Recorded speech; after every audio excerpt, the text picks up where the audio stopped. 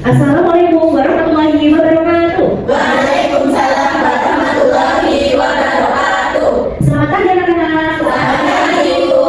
Bagaimana kabarnya hari ini? Alhamdulillah luar biasa. Allahu Akbar. Alhamdulillah anak-anak selalu dalam keadaan sehat walafiat. Oke, untuk memulai pembelajaran pada pagi hari ini, marilah kita berdoa bersama-sama agar diberikan keberkahan dalam menuntut ilmu. Berdoa menurut agama dan kepercayaan masing-masing. Berdoa dimulai. Berdoa selesai. Karena saya akan melakukan presensi terlebih dahulu. Absen satu malam. Najwa. Selanjutnya marilah kita menumbuhkan rasa cinta nasionalisme kita pada tanah air kita. Marilah kita menyanyikan lagu Indonesia Raya bersama-sama. Anak-anak dimohon untuk berdiri. Silakan kepada yang dilihat untuk maju memimpin Indonesia Raya. Hiduplah Indonesia Raya. Indonesia tanah airku.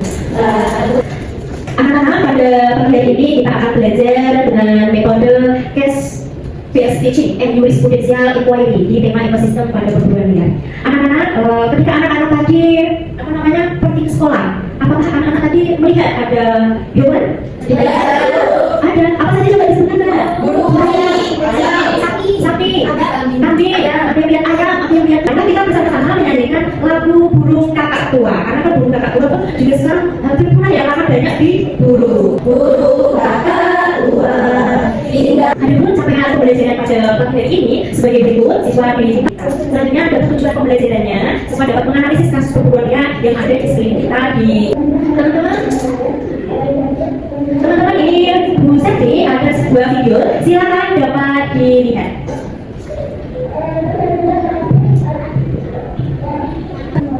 Anak-anak, tadi kita sudah melihat video bahwasanya perburuan liar seperti itu ya sering terjadi di negara kita, bahkan di sekeliling kita.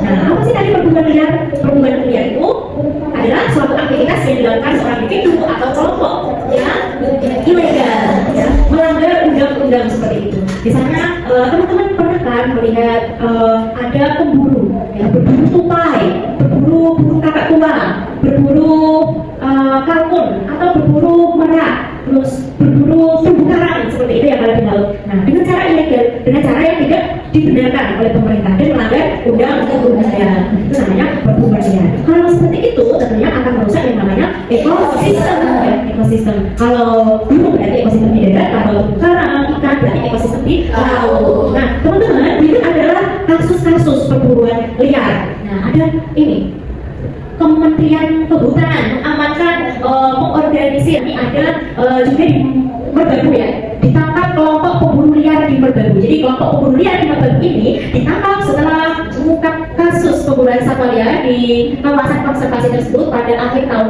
lalu. Ini kurang ini ya, update ya, tetapi ini bentuk contoh kasus pemburuan liar. Terus juga ada hilang kapal di pantai Pangandaran akibat perburuan liar di luar kawasan konservasi seperti itu. Nah, berarti kalau di pantai berarti ekosistem di laut. Teman-teman, selain di Merbabu meskipun dekat dengan kita, mungkin di sekitar kita, apakah teman-teman melihat ada poster di daerah teman-teman, di desa teman-teman, atau teman-teman melihat sebuah seruan pemerintah seperti itu ada? Coba Mbak Tala, ya, dijelaskan.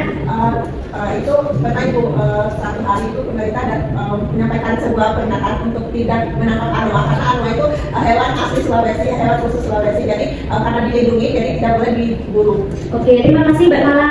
Nah, ini Mbak Tala ini dulunya tinggalnya di Sulawesi ya, terus sekarang pindah di Jogja ya. Nah, ini pengalaman nih dari Mbak Tala bahwa di sana itu aman dilindungi. Terus setelah banyak perburuan liar, akhirnya diberikan sebuah kebijakan tentang undang-undang perburuan liar agar satwa tersebut tidak punah. Nah, mungkin di sekitar Jogja ada tidak yang melihat sebuah iklan stasiun tentang dilarang berburu di sekitar desa ini? Ada kan? Nah, ada. Nah, artinya meskipun di desa apakah ada hewan yang akan punah seperti itu ya? Tentunya ada hewan yang dilindungi. Misalnya monyet ya, monyet. Atau mungkin tupai. Tupai itu hewan liar nggak? Ya, hewan liar, tapi juga dilindungi. Makanya sekarang kita kan juara sekali ya sekarang melihat tupai. Nah, meskipun ya memang ada, tapi sudah jarang gitu ya.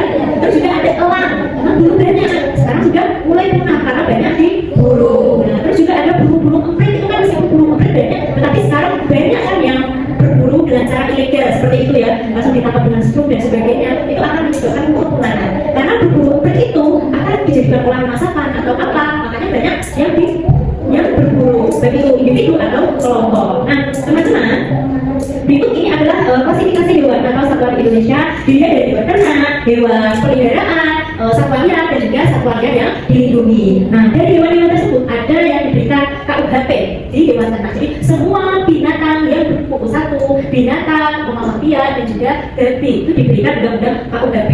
Terus juga ada undang-undang nomor 41 tahun 2014 tentang hewan peliharaan yang produknya diperuntukkan sebagai penghasil pangan, bahan baku industri, jasa atau hasil pertanian seperti itu ya. Makanya sekarang kan ini hewan ternak ya. Kalau dulu orang itu membaca sawah dengan kerbau, dengan sapi. Nah sekarang ada yang namanya undang-undang tadi.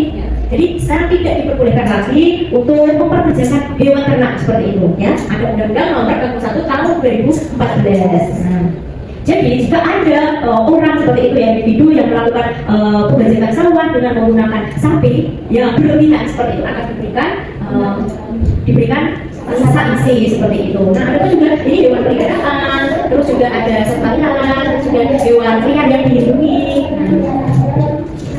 Selanjutnya ada perlindungan satwa.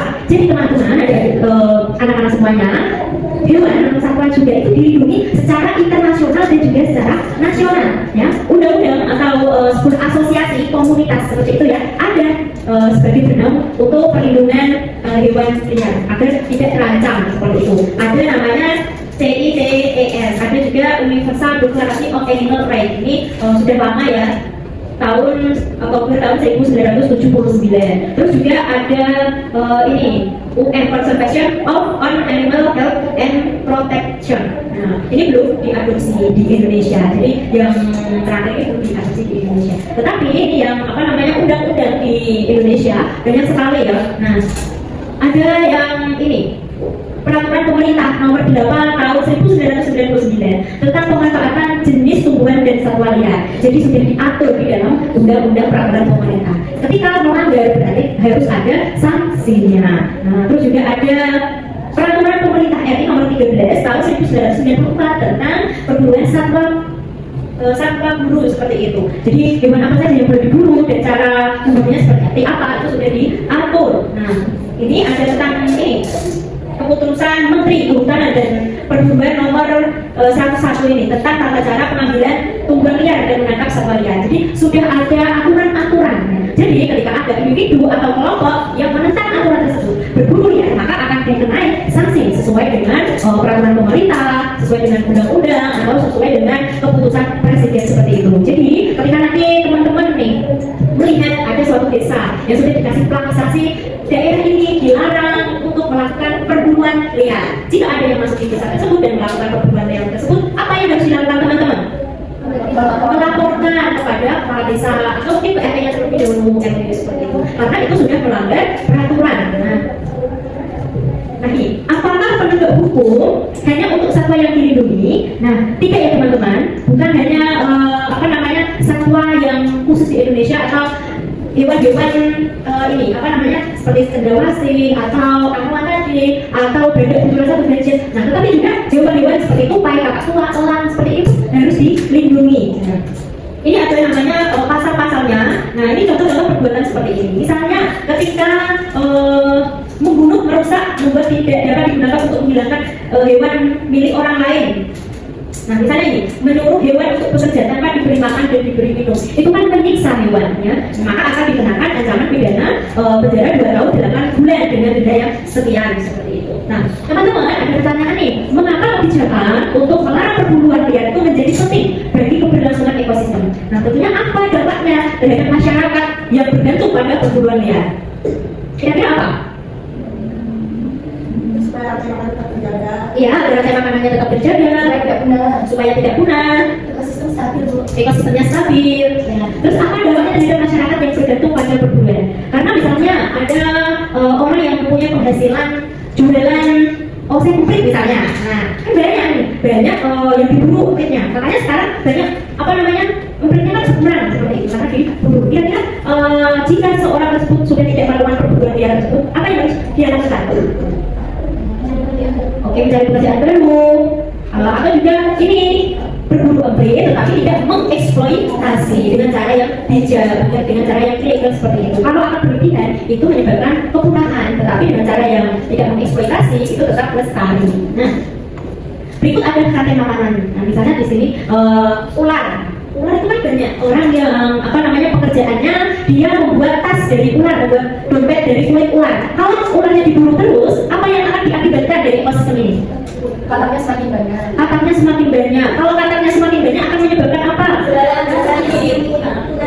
Oke. Karena di sini ada jari-jari. Kalau elangnya diburu secara liar dan habis, akan mengakibatkan apa, anak-anak? Tikusnya merajalela karena tidak ada yang memakan tikus karena elangnya sedikit. Nah, kalau tikusnya merajalela, apa yang akan diakibatkan selanjutnya? Oke, merusak lahan, mungkin sawit, mungkin lahan pertanian, mungkin lahan perkebunan seperti itu. Nah, jadi ada konsep perlindungan satwa itu agar manusia ini tidak memiliki hak untuk memusnahkan. Jadi manusia itu tidak memiliki hak untuk memusnahkan hewan-hewan yang ada di sekitar. Dilarang untuk mengeksploitasi. Ya. Jadi manusia dilarang untuk memperkerjakan hewan yang sangat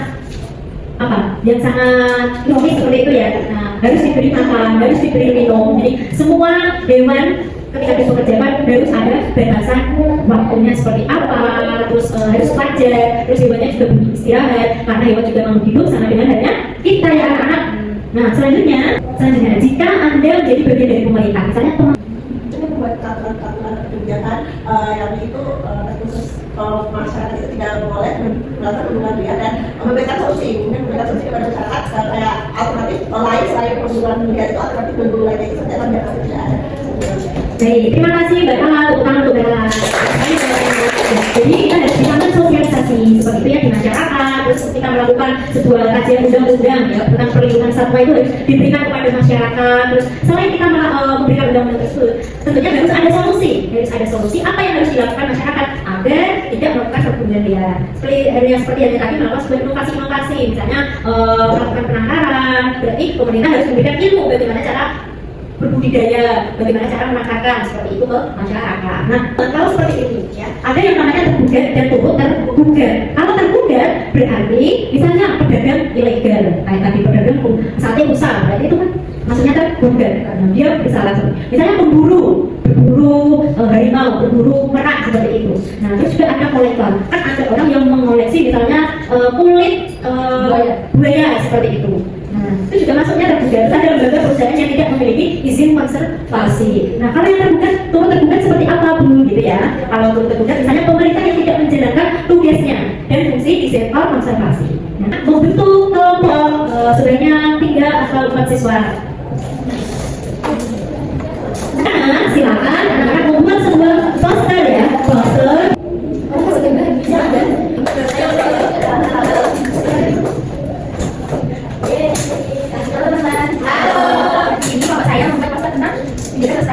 Wow. Yang menyimpulkan dari pembelajaran pagi hari ini? Suci. Siapa? Silakan Nabila. Ini Bu, tadi kita sudah belajar tentang ekosistem dan mengenai Kalian yang menyimpulkan? Kita tadi sudah belajar apa?